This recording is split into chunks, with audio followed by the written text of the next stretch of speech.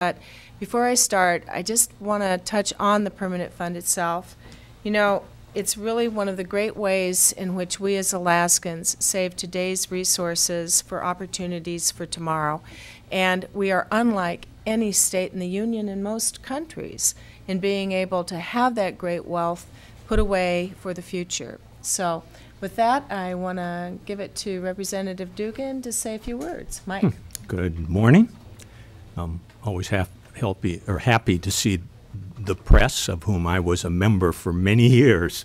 I want to talk to you about House Bill 194, which would move $10 billion from the Constitutional Budget Reserve to the Alaska Permanent Fund. This is savings.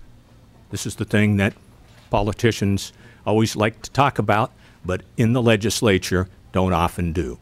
The last time we put any substantial money into the permanent fund was 1985.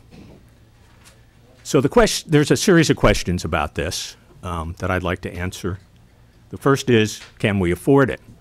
Well, the commissioner in the House Finance Committee, the Commissioner of Revenue said last week that there was $19.5 billion in the bank, minus capital budgets and et cetera, at the end of the coming year. Will moving the money cause sort of problems for the people who have to handle it? No. At the moment, there's 11 point something billion in the CBR.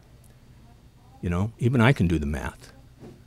So $10 billion can be moved, and although we may have to hire a few people to count it and see to its investment, we can do that. Will this happen? You tell me. House Bill 194 was introduced in March of last year and sent to the House Finance Committee, and it's just sitting there. All the members of the House minority are sponsors, and I'm about to go from office to office to find out if any of the majority members will sign on.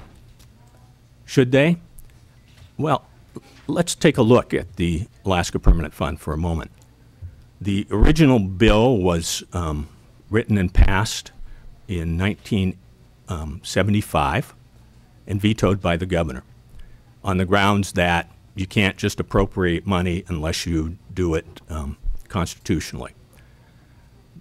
The next bill was passed in 1976 that would do that. It went to the voters the same year and passed overwhelmingly. The following year, after the legislative session, the House Special Committee on the Permanent Fund was formed and did, you know, most of an entire year taking testimony in various places, talking to experts, and fashioning a bill. That bill sat there until 1980, primarily due to opposition by members of the Senate. It passed in 1980, and you know the rest is history. The form of the bill was essentially to take 25% of various funds that were flowing into the Treasury and put them into the permanent fund. As I said, we did a good job then. Now, not so good because, you know, there hasn't been any money put into it since 1985. One more thing. The deposit would be about 20% of the value of the current value of the permanent fund.